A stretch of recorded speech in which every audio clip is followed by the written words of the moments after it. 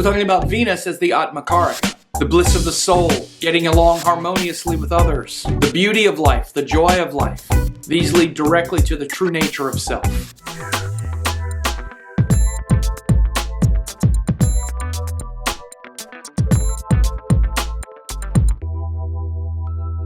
Okay, so I'm talking about Venus as the Atmakaraka.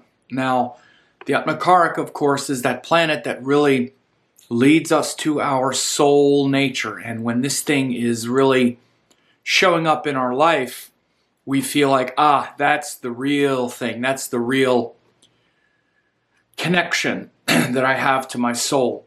And so when Venus is someone's Atmakaraka, then when there is beauty in the world, then that's really the connection to the soul.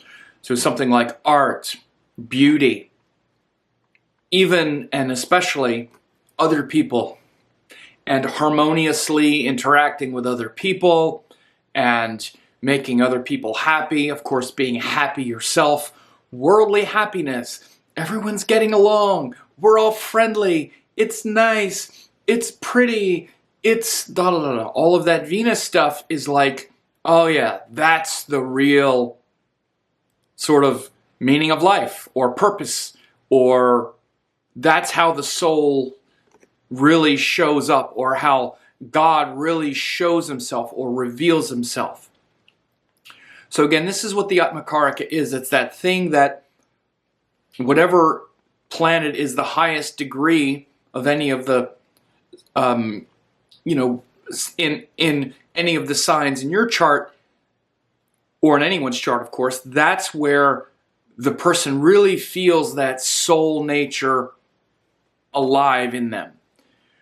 So again, like if Venus is your Atmakaraka, or you know someone who has Venus as the Atmakaraka, then when that thing shows up, that Venus thing, that beauty and happiness, and again, people getting along with each other, and even, of course, sex, and, compromise, and all of that Venus stuff is really like, okay, that's the real path to God, right? And so, what you can see here when Venus is the Atmakaraka is the person will be very involved with things like, perhaps like music, or even just relationship or nature, and wanting to be tranquil and peaceful, and especially enjoying life. I would say peaceful also has a lot to do with the moon, but especially the enjoying of life and creating situations where we can all get together and we can all share, and it'll be happy, and everybody will be enjoying themselves, and everyone's views are respected. This is another big Venus principle, is that respect for everyone, for every person's views, and for, even, there's tolerance. Even if you don't agree with someone, there's respect and tolerance, and you're not being angry or disagreeable at the person themselves. And so again, Venus is very much the planet of other people, and how we engage with others, how we're meant to engage with others. And, again, especially as it relates to romantic relationships, for sure, romantic relationships, benefit or don't benefit because of our capacity with Venus things.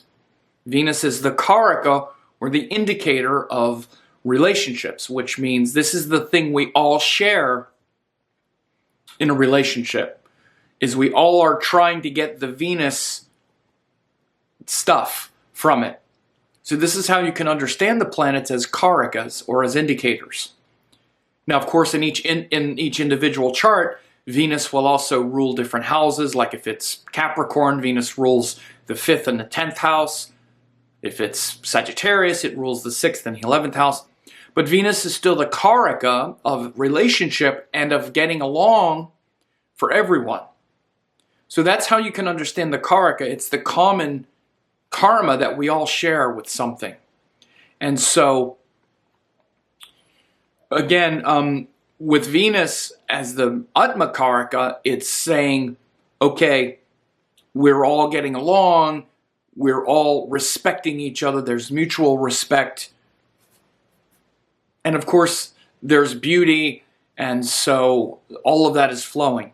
And so you'll find a person who has that Venus Atmakaraka will put a lot of importance, not just on the romantic relationships, but all of their interactions with others, and especially other equals, other, you might say, grown-ups or other equals. Okay, it's not the parent-child relationship, it's not the boss-employee relationship or whatever it is, it's other equals. You get this, I get that. This mutual respect. So that's a big thing. And then also, again, the level that's higher than just mutual respect and how good that feels. Again, because the fact that it feels good and that it brings joy and happiness and beauty through individuals. The highest level is where there's not even the need for another person in order to have that experience, but it's actually your communion with God itself, with God consciousness, where it's not even a matter of needing other people to show beauty, but it's actually the relationship with beauty and happiness and bliss itself as the source of your nature. So we can first experience that sort of bliss as some kind of personal happiness, and we can feel that personal happiness with sensual experiences. Again, this is why Venus is very sensual, because the easiest way to feel happiness is to, like, let's say, eat some food that tastes good or have a sensual experience where we feel it very physically. But then a more refined version of that is with another person or with other people, right? Then we elevate that beauty and happiness where it's not just about my happiness, but now I can share that happiness with another and it gets magnified. Then the next level, or the highest level, is where I don't even need another person or any other kind of experience. Bliss is that very nature of my being. And that bliss of the soul is then paramount, where, again, certainly things like meditation and connecting with gurus and with the highest form of beauty and joy in the form of what you might call bliss, like the bliss of the soul. And I use this word bliss more as a soul indicator because, happiness is usually, there's something external creating something that makes us happy. Happiness, the opposite of happiness is sad. Happiness, sadness, they're all part of duality. Bliss is kind of like, there's no real opposite of bliss. I guess maybe horror or something. Again, there's an opposite to it, I guess. But when you really understand bliss as a quality of the soul, it's just something that emanates. And when you look at existence, it's blissful. Existence is dancing blissfully. When you go out in the forest and you sit, you can see all the wind dancing through the leaves and the sunlight playing off the grass and the blades swaying, and it's like a dance. It's like a blissful dance. Nature. And of course, this appreciation of nature as a blissful dance leads very easily to meditation. This is why the easiest places to meditate are in nature. It's much easier to meditate. It's very easy to meditate, I should say, in the forest or in nature, because nature itself is meditating. It is a meditation. It's always meditating in this blissful dance. We meditate in the way that's the hardest, like sitting in a room by ourselves when we have to generate all the energy, but go by the ocean and try to meditate. It's very easy. Sit in the forest somewhere, and it's very easy to meditate because because nature itself is meditating. So that beauty and that bliss of the soul really refers to Venus as the Atmakaraka. So again, that Atmakaraka is that soul indicator that really connects with the natural Atmakaraka, which is that which wants to leave this individuality and merge with the highest identity. So everyone has this Atmakaraka, and if yours is Venus, then you'll really feel that when people are, getting along and there's harmony and beauty and joy and bliss, then that's really the thing that brings God into existence.